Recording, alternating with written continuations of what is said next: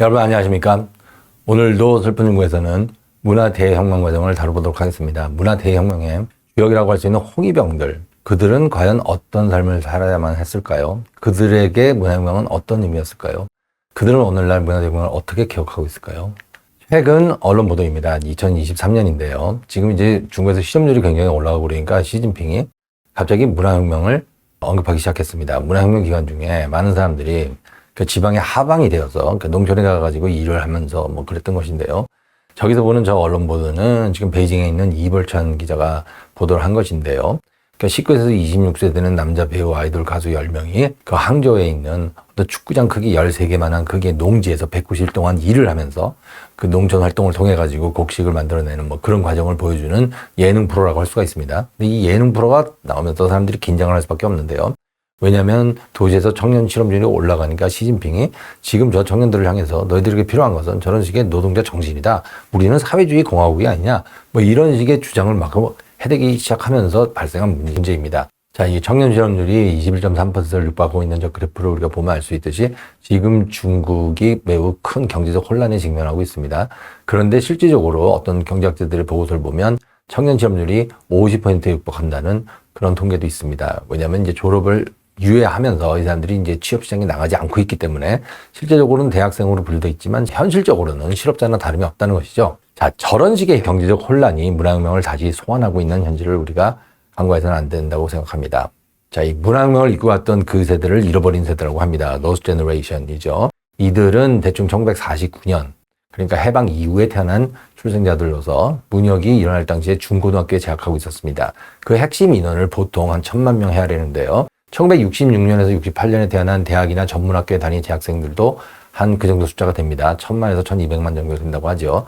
이들이 그 문화혁명 제1기의 주역이라고 할 수가 있습니다. 그런데 그 아래에 있는 세대들, 그러니까 문화혁명은 76년까지 됐기 때문에 그 당시 문혁이 발생했을 때 초등학교에 있었던 사람들도 이 세대가 아니라고 할 수가 없는데요. 그 초등학생들까지 포함하면 그 총수가 1억 2천만까지도 육박할 수 있습니다. 문화혁명을 연구한 여러 학자들이 있는데 그중에서 문혁의 체험을 절실하게 가지고 있고 또 철학 공부를 했던 중국 사회과학연구원의 CEO이라는 훌륭한 선생님이 있습니다. 이 교수가 그 이제 홍위병에 관한 매우 중요한 저서를 썼는데요. 이분의 주장에 따르면 한 1000만에서 3000만 정도를 홍위병으로 분류할 수가 있습니다. 자, 이 홍위병은 세뇌당한 혁명의 신세대라고 할 수가 있습니다. 중앙선전부의 선전선동에 세뇌되었다는 의미인데요. 이들은 이제 공산주의와 마오쩌둥 사상으로 정신무장한 혁명세대라고 할 수가 있습니다. 그러니까 어려서부터 학교에서 보고 듣고 암송했던 모든 내용이 공산주의와 마오쩌둥 사상에 관한 것이었기 때문에 이들은 이러한 사상을 성경 구절처럼 졸졸 암송하고 있었죠. 그렇기 때문에 이러한 어떤 그 정부가 이들에게 준 레퍼런스를 벗어나는 생각은 할 수가 없었던 것이죠. 영아기부터 공산당 무오류의 원칙을 수용하는 그런 삶을 살 수밖에 없었습니다. 그리고 또 한편에서 보면 당의 권위에 절대적 복종을 강요받았고 또 그러한 복종을 습관화했던 세대라고 할 수가 있습니다. 이 COE 교수에 의하면 이들은 어항석의 물고기처럼 당 조직의 조밀한 감시망 속에서 개성과 자유와 권리를 망각해버린 노예와 교육의 피해자들이었습니다. 바로 그 COE 교수 자신을 분석한 문구라고 할 수 있는데요. 제가 보기에는 이 COE의 정의가 홍위병들의 정치 상태를 가장 정확하게 잘 표현하고 있다고 생각합니다. 그리고 미국 펜실베니아 대학 사회학과에 거빈양 교수가 있는데요. 이분도 홍위병 연구로 명망이 높습니다. 이분은 문혁 초기 청소년들이 경쟁적으로 폭력을 통해서 혁명성을 드러내야 한다는 어떤 상상의 혁명에 빠져 있었다고 주장합니다. 1950년대에서 60년대 전쟁 영화나 혁명 가극이나 혁명 가곡이나 혁명 신화 뭐 이런 것을 보면서 자랐기 때문에 이들은 머릿속으로 늘 혁명을 하고 있었다는 것이죠. 그런 어떤 정서적 베이스가 있기 때문에 홍위병 운동이 들불처럼 거세게 일어날 수 있었다. 이런 식으로 설명을 하는 것입니다. 마오쩌둥 어록을 암송하면서 마오쩌둥을 태양신으로 숭배했던 그 세대가 없었다면 마오쩌둥은 결코 문화혁명을 일으킬 수 없었다는 것이죠. 결국 이제 이념적 세뇌가 혁명의 동화 속에서 계급 전쟁으로 헌신하는 사명감을 주입했다. 뭐 이런 식의 표현을 합니다. 이러한 설명은 제가 보기에는 매우 설득력이 있습니다. 그럼에도 불구하고 단순히 선전선동과 세뇌교육만으로 홍위병들이 이런 광적인 운동을 자발적으로 행했을까? 이런 의구심은 않습니다. 그래서 또 다른 문혁사가들의 이제 설명을 보면 재미난 설명들이 많이 있는데요. 그 중에 하나가 중공 정부가 가지고 있었던 당한 체계에 주목을 합니다. 이 당한이라는 것은 어떤 비밀 문서 같은 것인데요. 오늘날 중국에서도 그 이제 소셜 크레딧 시스템이라고 그래가지고 점수가 다 있습니다. 예를 들면 내가 이제 길을 가다가 뭐 빨간불에 이렇게 건너고 아니면 주차 위반을 한다거나 뭐 술을 먹고 실수를 하고 뭐 이렇게 된 모든 기록이 다 집적이 돼가지고 나의 어떤 사회 점수가 매겨지는 것인데요. 그러니까 내가 1등심이냐 2등심이냐 3등심이냐 이런 것을 정부가 전부 다 집적을 해서 평가를 한다는 것이죠. 이게 이제 중국에 있는 아주 무시무시한 대민 감시 체제라고 할 수가 있는데 이 감시 체제가 실제로 1950년대 60년대에 작동하고 있었습니다. 이것을 당한 체제라고 하는데요. 이 당하는 개개인의 출신, 사회관계, 정치활동, 그 주변 사람의 어떤 밀고라든지 은밀한 보고, 뭐 선생들의 기록 이런 걸 전부 다 모아가지고 어떤 개개인을 점수화시킨 뭐 그런 식의 기록부라고 할 수가 있습니다. 평생 동안 개개인을 그림자처럼 따라다니면서 그 사람의 이력을 결정을 하고 그래서 중국에서 이제 제대로 살기 위해서는 그런 식의 이제 당한 관리가 매우 중요했다는 것이죠. 이러한 당한은 완벽히 비밀에 붙여졌기 때문에 본인은 절대로 볼 수가 없었는데요. 그런데 누구든 정치적 표적이 되는 순간에 이 당한 속의 기록이 열리게 되고 그렇게 되면 그가 여태까지 했던 모든 말, 행동, 그 다음에 주변 사람의 평가 이런 게 다 나오게 돼서 꼼짝달싹도 못하게 어떤 비판의 표적이 될 수밖에 없다는 것이죠. 그래서 학교를 점령했던 홍위병들이 제일 먼저 한 것이 바로 이 당한을 찾아서 그 기록들을 불태워버렸다는 것입니다. 왜냐하면 그 정부의 감시로부터 자유로워지기 위한 어떤 처절한 몸부림이라고 할 수가 있죠. 왜냐하면 당한은 개개인의 주홍 글씨와도 같았기 때문입니다. 그러니까 전체주의적 감시와 정치적 이념적 압박이 다수의 청소년들을 어쩔 수 없이 홍위병 운동에 참가하도록 압박했다는 것입니다. 이 홍위병들은 이제 광역한 폭력 행위를 보였지만 이들이 어떤 정부 당국의 권위에 대해서 도전을 한다거나 반항을 한다거나 저항했다고는 볼 수가 없습니다. 그러니까 이들이 일정한 방향으로 움직이면서 마오쩌둥이 의도했던 일들을 직접 수행했던 마오쩌둥의 수족 같은 존재들이었지만 정말로 이들이 어떤 정부에 반항을 해서 조직적인 저항을 했는가 그렇게 본다면 우리가 그렇게 말할 수는 없는 것이죠. 왜냐하면 마오쩌둥의 절대 권위와 제도적 압박과 상호 감시가 이 여린 청소년들을 수동적으로 맹목적으로 복종하도록 그 복종에서 벗어날 수 없도록 몰고 갔다고 볼 수 있기 때문입니다. 홍위병들은 마오 키즈라고 할 수가 있습니다. 그러니까 마오쩌둥의 요구에 따라서 마오쩌둥의 의도를 읽어서 행동을 했던 사람들이라고 볼 수가 있는데요. 이들이 천하대란의 주역으로 등장을 하게 됩니다. 홍위병들이 점점 과격화되니까 마오쩌둥은 이렇게 내버려둬서는 안 된다는 생각을 할 수밖에 없었죠. 특히 1967년 여름에 우한과 충청 등지에서 무장 투쟁이 일어나니까 이 마오쩌둥이 이들을 그대로 내버려두고서는 통치가 불가능하다는 것을 알게 되었습니다. 그래서 마오쩌둥이 이제 이들을 다시 이제 묶어서 제자리로 돌려놓는 그런 이제 묘안을 내게 되는데요. 여기서 이제 문혁사가들이 삼장법사와 손오공의 관계를 통해서 마오쩌둥과 홍위병의 관계를 설명하곤 합니다. 그러니까 이제 삼장법사가 긴고주라는 주문을 외면 손오공의 머리띠, 그러니까 그 긴고아가 막 조여들어서 손오공이 고통을 받고 이제 꼼짝달싹 못하는 상태로 들어가게 되죠. 마찬가지로 마오쩌둥이 이 긴고주를 읊어서 다시 홍위병들을 우리 속으로 잡아넣는 뭐 그런 식의 정책을 취하게 된다는 이야기입니다. 1967년 10월이 되면 마오쩌둥이 공식적으로 천하대치를 선언하게 됩니다. 이 천하대란의 시기는 가고 천하대치의 시기가 왔다 이렇게 말하는 것인데요. 이때부터 이제 문학의 어떤 분기점이 다시 시작된다고 말할 수가 있습니다. 마오쩌둥이 특단의 조치를 강구했기 때문입니다. 5.16 병단이라는 가공의 검은 세력을 향한 숙청을 개시를 했고요. 마오쩌둥이 이렇게 직격탄을 쏘니까 관과 정과 군이 공포에 휩싸이게 되었습니다. 마오쩌둥은 혁명위원회를 조속하게 설립하라 계속 촉구를 하면서 1960년 10월 상황을 보면 29개 성급 행정구 가운데서 불과 7개 지역에만 혁명위원회가 설립되어 있는 상황이었는데요. 그렇게 되면 굉장히 이제 혼란스러운 상황이 전국적으로 펼쳐지고 있다는 것을 우리가 알 수 있죠. 그래서 군을 투입해서 혁명위원회를 빨리 설립을 해야지만 또 천하대치가 이루어진다고 마오쩌둥은 생각하게 되었습니다. 그리하여 1968년 9월에 신장을 마지막으로 전국의 혁명위원회가 건립이 되었습니다. 혁명위원회는 질서 회복의 명분 아래서 실시된 군부 독재라고 할 수가 있습니다. 자, 그 과정에서 1967년 10월입니다. 마오쩌둥은 홍위병들을 교실로 돌아가라고 명령을 내렸습니다. 홍위병들이 거의 1년 6개월 동안 교실에는 들어가지 않고 정치 집회를 다니면서 혁명 투쟁에만 몰두하고 있었습니다. 그런데 이제 홍위병들이 드디어 다시 학교로 복귀를 한 것이죠. 초중고에서 수업이 재개가 되었습니다. 1년 반 만에 교실로 복귀를 했는데 그 당시에 이제 신설됐던 교과목을 보면 모두가 이념교육 일색이었습니다. 그러니까 마오쩌둥 사상가심 공부하고 마르크스 레닌주의 공부하고 뭐 이런 식의 공부를 통해 가지고 학생들이 교실에서 다시 혁명 이론을 배우는 어떤 시기로 들어갔다고 할 수가 있죠. 그러면서 중공중앙에서는 각 학교에 수정주의를 비판하라는 마오의 지지를 견결히 수행하라고 명령을 했습니다. 그러한 과정에서 홍위병 운동은 극적인 종언을 고하게 됩니다. 1967년 7월 27일 베이징의 명문대학인 칭화대학에서 유혈 사태가 발생을 했습니다. 68년 봄부터 칭화대학 교정은 두 패로 나눠서 거의 패싸움을 벌이고 있었는데요. 급진 조반파인 진강산 병단 총부와 온건 조반파인 진강산 병단 4.14 총부 사이의 극한 대립투쟁이었습니다. 4월 13일부터 7월 말까지 100일간 전교에서 대규모 무장투쟁이 계속이 되었습니다. 자, 이런 상황을 우리가 상상할 수 있겠습니까? 캠퍼스가 전쟁터가 돼버린 것인데요.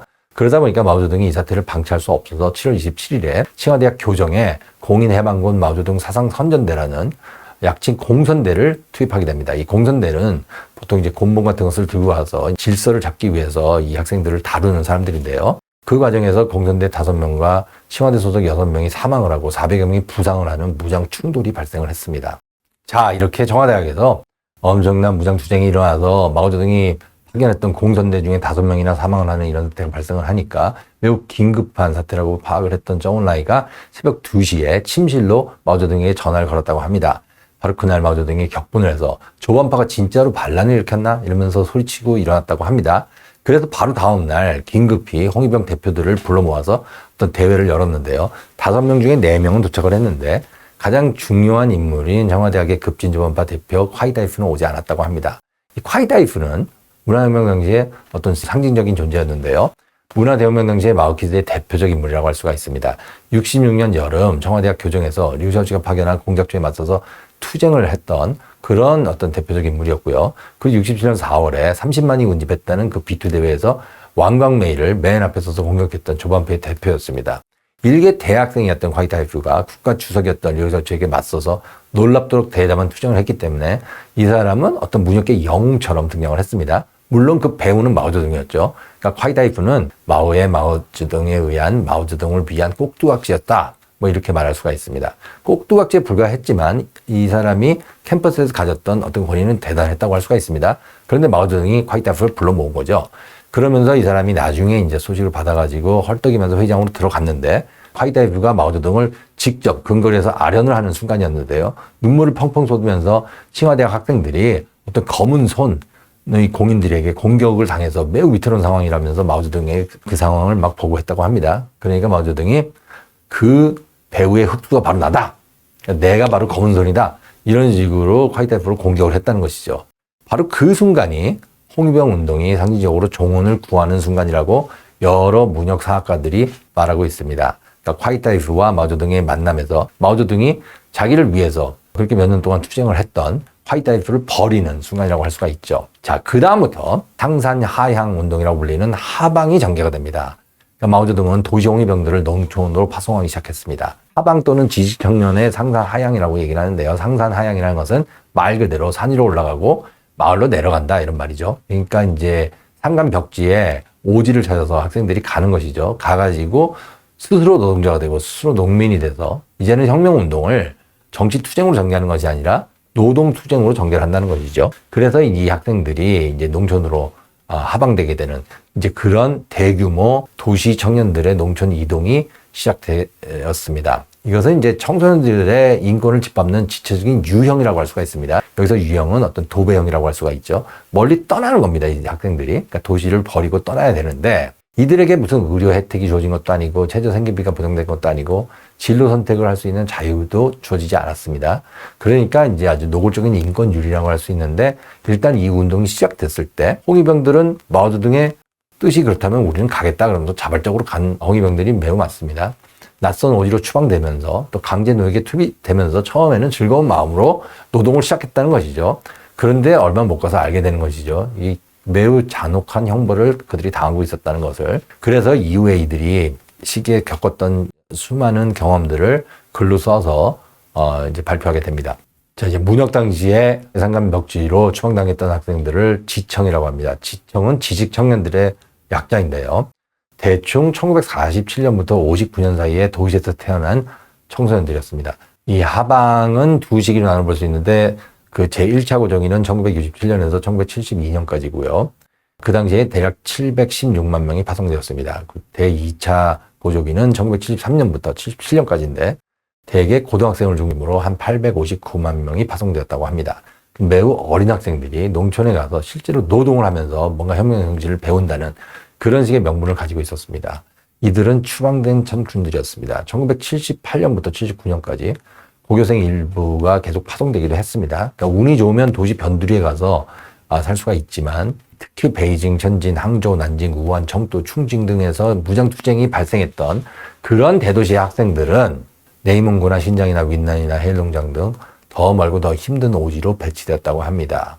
홍위병들은 왜 저항하지 않았을까요? 이들은 이제 반항아들이라고 할 수가 있는데요. 매우 과격하게 그 계급 적인들을 찾아서 투쟁을 벌였던 그 학생들이 자기들의 인권이 이런 식으로 유린당하고 있는데 왜 정부에 저항하지 않았을까요? 마오쩌둥이 하방이라는 카드를 제시했을 때 그는 의외로 쉽게 사람들로부터 암묵적인 동의를 확보할 수 있었습니다. 그러니까 그 당시 다수 중국 인민들이 하방당하는 홍위병들을 보면서 박수를 쳤다는 얘기인데요. 어느 곳에서 하방에 저항하는 움직임은 감지되지 않았습니다. 그러니까 홍위병들 자체가 자기들이 이제 어떤 먼 오지로 추방당하고 있을 때 거기에 저항하지 않았던 것이고 대부분 학생들은 정말 자발적으로 참여하고 싶어 했습니다. 왜 그들은 저항하지 않았을까요? 아마도 자신들의 인권이 어떻게 유린되는지를 실감하지 못했다고 볼 수도 있지만 또 하나 이들은 마오쩌둥의 말이라면 무조건 복종만 해야 한다는 어떤 꼭두각시로서 길들여졌기 때문입니다. 그래서 이 지식청년들이 저항하면서 반항을 일으킨 것은 훨씬 나중의 일이었습니다. 오히려 많은 중국 청년들은 자발적으로 하방을 자청해서 그들이 스스로 먼 오지를 찾아서 떠났죠. 자, 그리고 또 하나 우리가 이제 주목하는 것은 이제 중국 시민들이 여기에 동조했다는 것인데요. 중국 각 사회 분야의 기성세대가 질서를 회복해야 한다는 현실적 필요에 따라서 암묵적으로 마오쩌둥의 결정에 동의를 했다고 볼 수가 있습니다. 1968년 7월 말까지 청와대에서 무장투쟁이 계속되고 있었던 현실을 우리가 상기해 볼 필요가 있는데요. 홍위병들이 만약 도시에 머물면서 저런 식의 난동을 계속 부린다면 천하대란이 지속될 수밖에 없었죠. 그래서 평범한 시민들은 이제 일상으로 돌아가기 위해서 이 홍위병들이 떠나는 것을 박수치면서 환영했다고 합니다. 자, 이제 그런 상황에서 이런 하방운동이 자연스럽게 전개됐다고 볼 수가 있고, 그리고 또 하나 이 홍위병들이 자발적으로 이 운동에 참가했던 이유를 설명하기 위해선 그들의 그 심리 상태로 들어가 봐야 되는데요. 이들은 마르크스주의를 배우면서 일었던 마르크스주의의 전사들이었습니다. 마르크스주의의 제일 명제는 사회적 존재가 의식을 규정한다는 것인데요. 그렇다면 이들이 도시에 살고 있다면 노동자나 농민에 비해서 혁명가로서의 자질이 없다고 할 수밖에 없겠죠. 왜냐하면 사회적 존재가 의식을 규정하니까요. 바로 그렇기 때문에 지식인들은 무상계급에 대해서 모종의 열등감을 느끼지 않을 수가 없습니다. 바로 이 열등감을 부추겼던 것이죠. 마오쩌둥이 학생들 보고 너희들은 혁명운동을 한다 그러지만 이 혁명가로서의 자질이 의심스럽다. 뭐 이렇게 되니까 이들은 그렇다면 우리가 자발적으로 농촌에 가서 노동자가 되겠다. 이러고 나섰던 것이죠. 그래서 이제 자발적으로 장기 정착을 맹세하고 오지로 향해서 떠났습니다. 젊어서 혁명의 점수를 더 따야지만 꿈을 펼칠 수 있다는 어떤 계산도 있었겠죠. 그렇기 때문에 이 하방운동은 겉으로 보면 아주 자발적인 청년들의 혁명운동의 연장이었습니다. 그리고 마지막으로 이 하방이란 것이 도시 실업률을 최소화하는 가장 효율적인 방법일 수도 있었습니다. 그러니까 무역 시기에 다시 중국 경제가 위기로 접어들게 되는데요. 그러니까 리우샤오치와 덩샤오층이 이끌던 신경제의 활기가 무산되면서 청년 실업률이 증가하게 됩니다.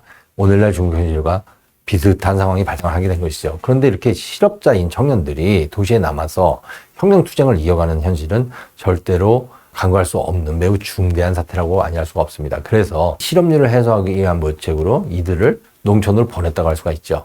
그러니까 이제 그 당시에 이 사람들은 뭐 자발적으로 혁명 운동을 하겠다 그래서 떠났지만 사실은 도시 청년들을 낙후된 농촌 오지에 취업시키는 속임수였다는 해석입니다. 그래서 해일농장 오지로 추방되었던 한 지청이 있습니다. 이 사람이 나중에 회고록을 써서 다음과 같이 그 당시의 상황을 묘사했습니다. 1970년 나라의 경제는 파산지경이었다. 2천만 지청들에게 정부는 일자리를 제공하지 못했다. 젊은이들이 직업도 없이 도시에 체류하면 큰 소요가 일어날 수밖에 없다. 그렇기 때문에 우리는 농촌은 광활한 가능성의 세계라는 구호 아래 전국의 각지로 유배되었다. 결국 우리는 이미 오래전에 만들어진 함정에 빠졌음을 알게 되었다.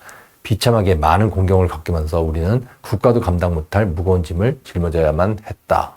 자, 그러니까 나중에 일을 하다가 깨달았다는 것이죠. 내가 농촌에 취업한 것이구나. 그러니까 내가 도시에 있으면 실업자로서 여러 가지 문제를 일으키니까 나를 추방해서 농촌에 농민으로 취업을 시켰구나. 이런 자각을 했다는 것이죠. 이런 작업을 아니할 수 없는 게 실제로 이제 1967년이나 68년에 하방됐던 사람들은 거의 10년 동안 오지에 묶여서 도시로 돌아올 수가 없었거든요. 대학을 갈 수도 없고 아무것도 할 수가 없었습니다. 예, 그런 과정을 우리가 생각해 보면 이게 어떤 청년에 대한 마오쩌둥의 보복 아니면 청년들을 쓰레기처럼 버려버리는 조치였다고 할 수가 있죠. 그래서 무역의 기간 동안 마오쩌둥에 버림받은 1600여만 명의 청년들이 산간 벽지로 가서 중노동에 시달려야만 했습니다. 물론 처음에는 즐거운 마음으로 했겠지만 노동을 하다 보면 이들이 강제 노역에 시달리는 농노와 같은 삶을 살 수밖에 없다는 것을 알게 되었고 그러한 고통을 이들이 어떻게 가눌 수가 없어서 어떤 문학적 기록으로 남겼죠. 그리고 이제 문역이 끝나고 나서 70년대 후반과 80년대를 거치면서 많은 작품들이 쏟아져 나왔습니다. 이 작품들을 모아서 흔히 상업문학이라고 하는데요. 그 중에서 이제 우수작들은 영어로 번역돼서 영어권에도 널리 알려지고 있습니다. 이런 책들을 읽어보면 이들이 겪었던, 그러니까 전체주의 중국에서 겪었던 그 청년 시절의 고통이 어떠한 것이었는지를 우리가 생생히 알 수가 있습니다. 이게 단순히 뭐 혁명운동 한다고 들떠가지고 모든 것이 합리화되던 그런 상황이 아니었고요. 가서 보면 실제로 굉장한 고통을 겪으면서 인권 유린에 직면을 해야만 했던 그런 뼈아픈 기록들입니다. 이 잃어버린 세대라고 할 수가 있죠. 그래서 한마디로 얘기를 하면 이들이 남긴 기록은 상업문학이라는 새로운 장르를 만들어냈습니다. 억압의 시대에는 기억이 유일한 저항이라는 그 의미를 우리가 다시 한번 새겨보게 됩니다. 그 무역시대의 고통을 표현한 상업문학의 대표 주자라고 할 수 있는 구청이라는 시인이 있습니다. 이 사람은 굉장히 많은 시를 쏟아내서 이 사람이 쓴 시가 하나의 또 새로운 장르를 만들었는데요. 이 사람의 시를 몽롱시라고 합니다. 어떤 몽롱한 형태로 그 고통을 미묘하게 표현했다고 말할 수가 있는데요. 이 사람의 시 중에서 저에게 큰 감동을 준 시가 있어서 여러분들과 공유하고 싶습니다. 먼저 중국어로 읽어보겠습니다. 以待人黑夜给了我黑色的眼睛我却用它寻找光明 자, 번역을 하면 이렇습니다. 한 시대의 사람 혹은 한 세대의 사람이라고 할 수가 있는데요. 검은 밤은 내게 한 쌍의 검은 눈을 주었네. 그러다 나는 그것으로 밝은 빛을 찾아다니네. 자, 이 사람이 말하는 검은 밤은 무엇일까요? 제목에 1대인이기 때문에 한 시대의 사람이기 때문에 제가 보기에는 문역을 가리키는 것 같습니다. 그 문역을 통해서 자기는 검은 눈을 받았지만 그 검은 눈을 써서 밝은 빛을 찾아다닌다. 자, 이것이야말로 그 당시의 시대 정신을 포착한 매우 중요한 시기가 아닌가 저는 늘 그렇게 생각하고 있습니다. 자, 그러면 오늘 이 홍위병운동이 어떻게 하방운동으로 바뀌면서 버림받은 세대가 나왔는지에 대해서 살펴봤습니다. 또 다음은 또 이 문역이 어떻게 종결이 되고 또 개혁개방 시대가 어떻게 열리는지 알아보도록 하겠습니다. 감사합니다.